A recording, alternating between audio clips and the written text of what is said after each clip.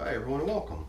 We're down here in my wormery, and if you've been tuning into my channel lately, you'll know that I've had this fan operating here in my wormery, blowing air across all of my bins, or at least those bins that I thought were in need of a little bit of drying off, and I had quite a few that were in that state.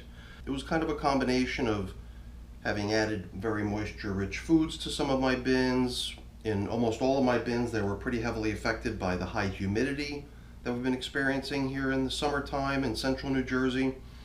And I really did find that moving air across the top of my bins using this little fan here over a couple weeks time really did help accelerate the drying action within a lot of my bins just by promoting the evaporation of the material. But you can see I've now got it disconnected and it's not operating anymore.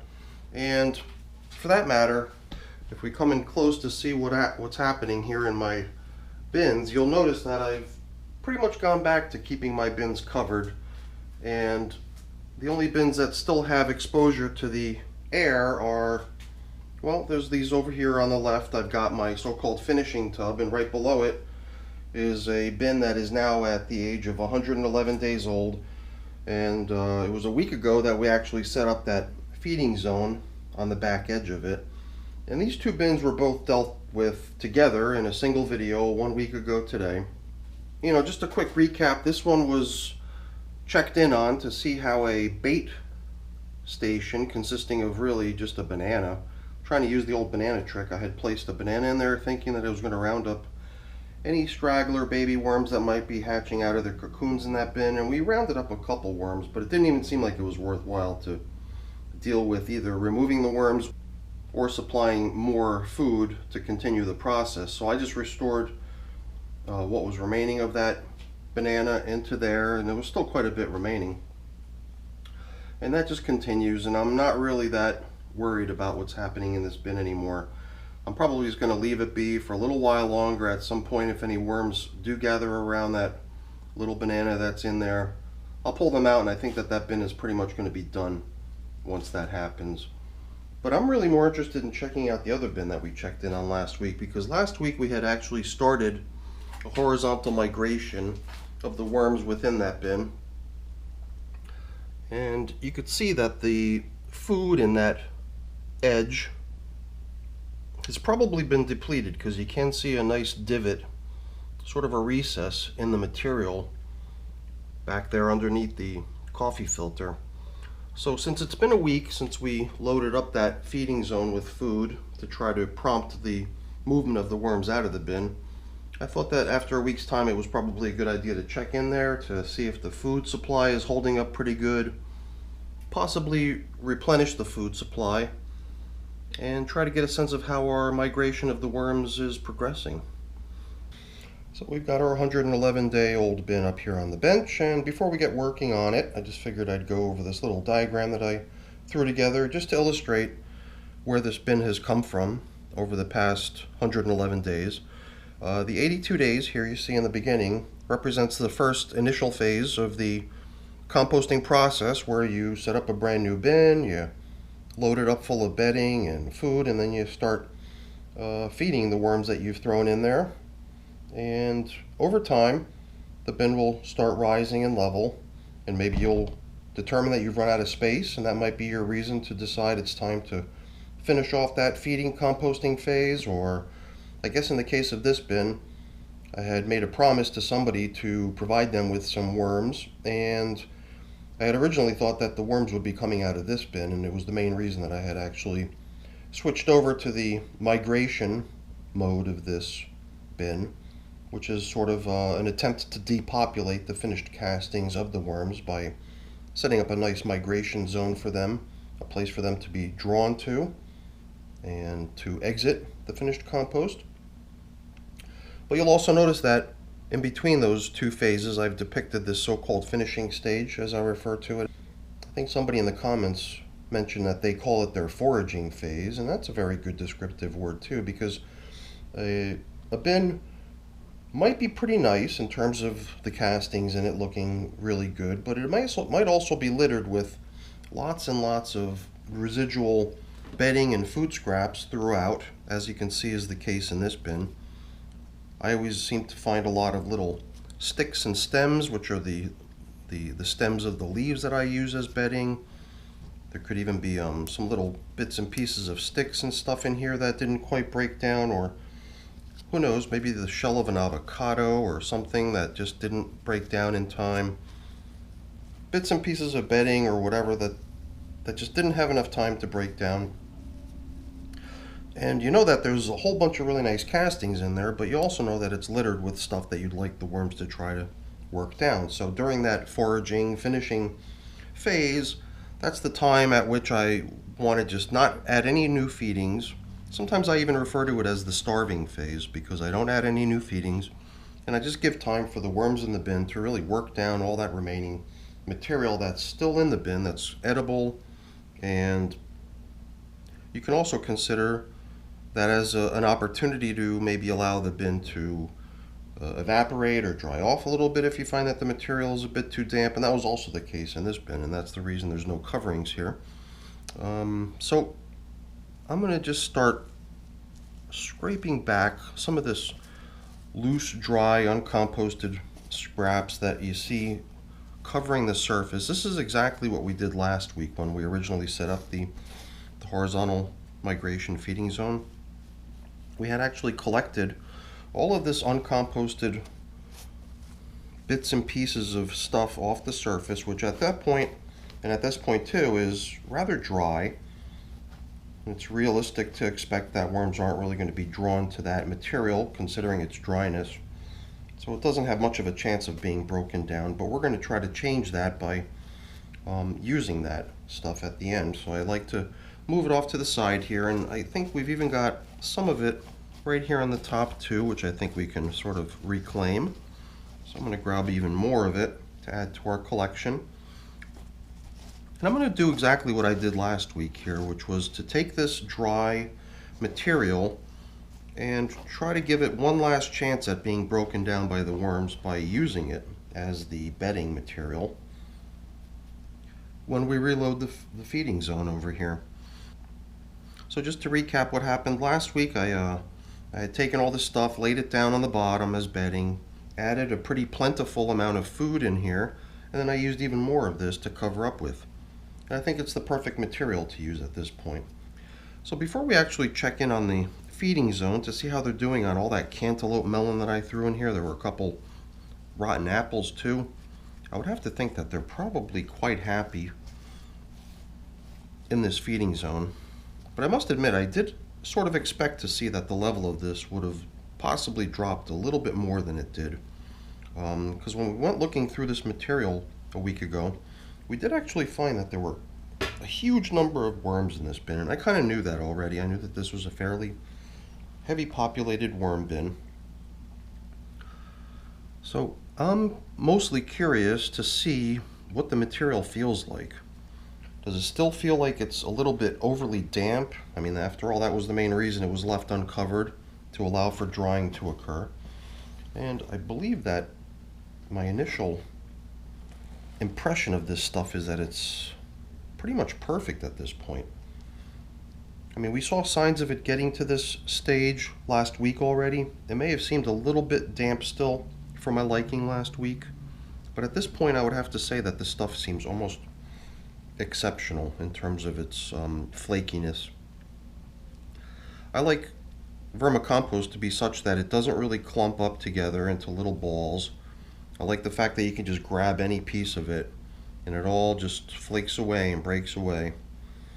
And most people like it that way because a lot of people ultimately run their finished castings through a sifter of some sort to try to filter out any larger uncomposted bits and be left with some really, really nice material, which is basically castings only if possible. So I like to use that as a gauge to see if the material is in fact such that it could easily be screened, and I believe that this material has actually gotten to that stage. But you can see as I start picking through it, there are large chunks of what appears to be, I guess here, a piece of cardboard, bedding material, stuff that was used as bedding materials. This, I think, just from the look of it, looks like it's some sort of a stem off of a vegetable. So right away, the two large chunks that we stumbled upon just by picking around a little bit were, you know, a piece of bedding and a piece of food. Here again, this is some sort of stem from something.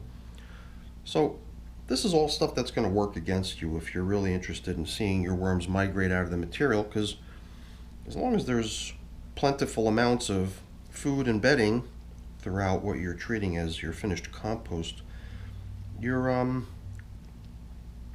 to have a bunch of worms that are completely content to remain where they are, because there's food and there's really not a lot of motivation for them to go trying to seek out a new food supply as long as they're still surrounded by large amounts of food.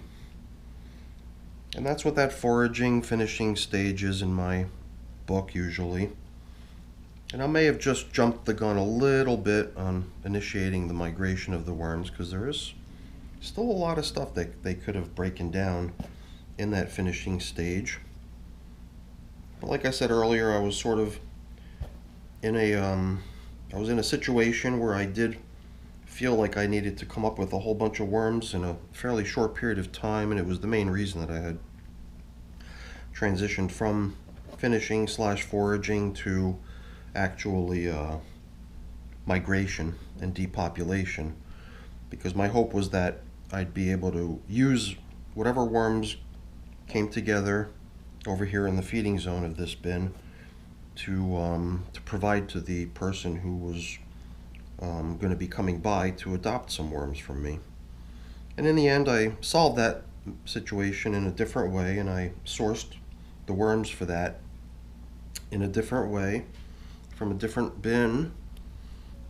So that's going to allow us to really give this bin whatever amount of time it needs to get to the finish line on its own. But now I'd like to see how we're doing as far as worms congregating around all of the melon and apple that they received a week ago. My guess is that we're probably going to have to add more food to that feeding zone, but I could be wrong. So let's start picking through here to see what we can see. Okay, there's a piece of melon, and it's quite a large piece of melon. I wouldn't have really thought that I'd find quite so much remaining. Here's a pretty good sized piece of apple too. You see some mold or whatever growing on this piece of melon, whatever that white stuff is. And here too, there's still quite a bit of food remaining in here. I'm actually a little bit surprised. Let me see if I could scrape off some of this casting material that's been deposited up on top here. Right below that dry stuff that we pulled off. This stuff all looks like nice fresh castings that the worms dropped off. And like over here, now we're starting to see a little bit more of what I was expecting to find in here, which is a good number of worms hanging out over some sort of a food item that they're finding to be quite delicious.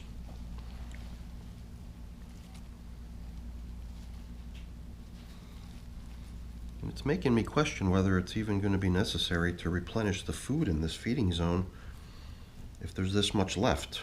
It does seem like there's a whole lot more remaining in here than I had expected there to be.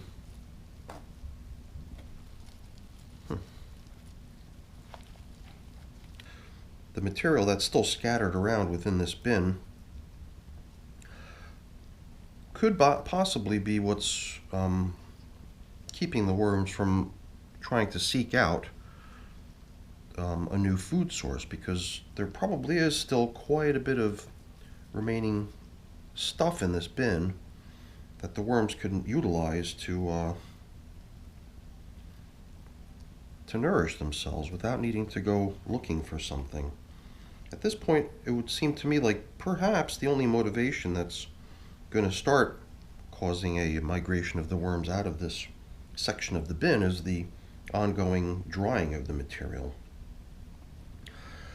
Like I said earlier, I think the moisture level in this bin is actually spot on. It's really where I'd like it to be.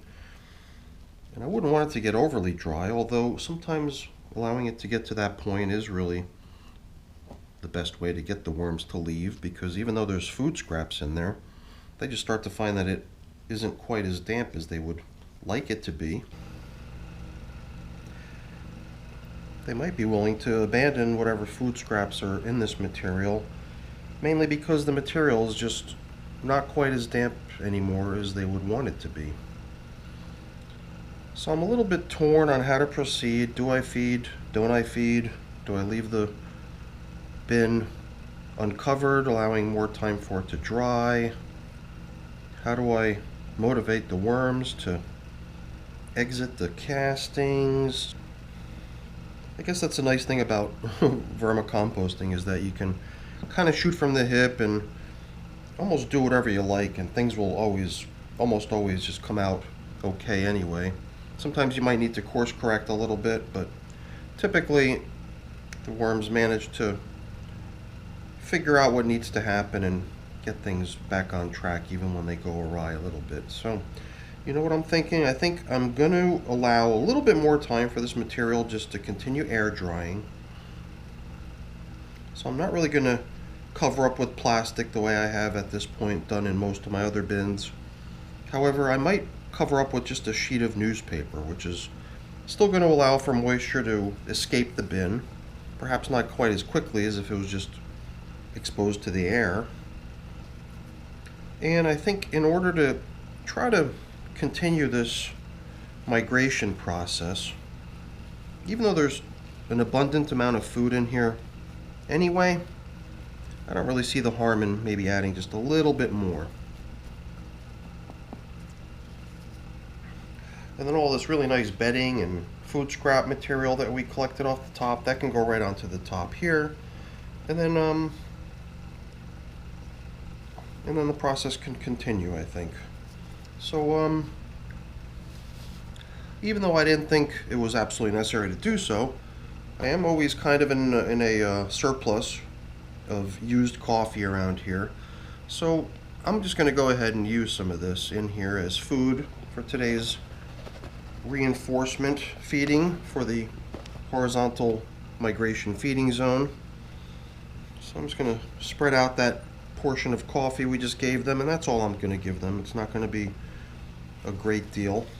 And then we can simply start taking all of this somewhat overly dry material that we found on the top surface and bring it back into service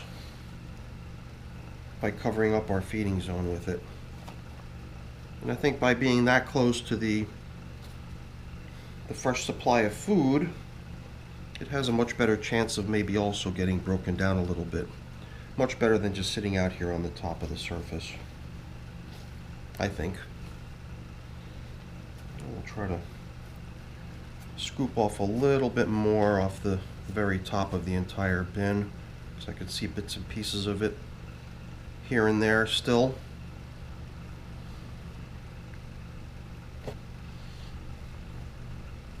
That's once again going to give us an almost consistent appearance across the entire top. I guess you can visually see that the stuff out here over the feeding zone does seem to consist a little bit more of large scraps and larger chunks, a little bit more so than what you see out across the rest of the material.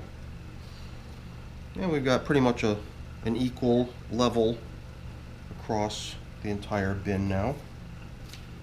But just so we're reminded of where we last fed, even though it was a small feeding, a little bit of coffee, I'm just going to mark that right there. And I just got to find myself a piece of newspaper that will fit over this nicely. And I believe that this piece right here should work almost perfectly. I'm very tempted to just cover up this section of the bin where the feeding zones are occurring with a little bit of plastic, just to allow moisture to recirculate there and not be lost. I'm very tempted to do that, but I don't really think it's necessary. So, I mean, here we've actually got where the filter is and where that paper is, we've actually got a double layer of paper right there, and I think that'll be enough for now. So why don't we leave it at that? We're now at 111 days with this bin, 1 week into trying to migrate the worms out of the material. It might be an uphill battle to a certain degree because of the abundance of food that we saw still remaining in the finished compost. But hopefully they'll continue to work that down too as time goes on. And maybe in another week's time, after we've got a pretty good number of worms collected over on this side, maybe we'll start actually depopulating the bin a little bit by removing those worms and using them to populate a new bin that I built the other day that's just sort of sitting there empty and awaiting the introduction of worms. And maybe the worms we pull out of here will be the worms that we launch that new bin off with. So time will tell. We'll see how things progress. But for now, I think that's all I wanted to get taken care of today. I've got a little bit of cleaning up to do around here, but not much, luckily. But I won't waste your time with that. That's boring. I'll just take this as a quick opportunity to say thank you.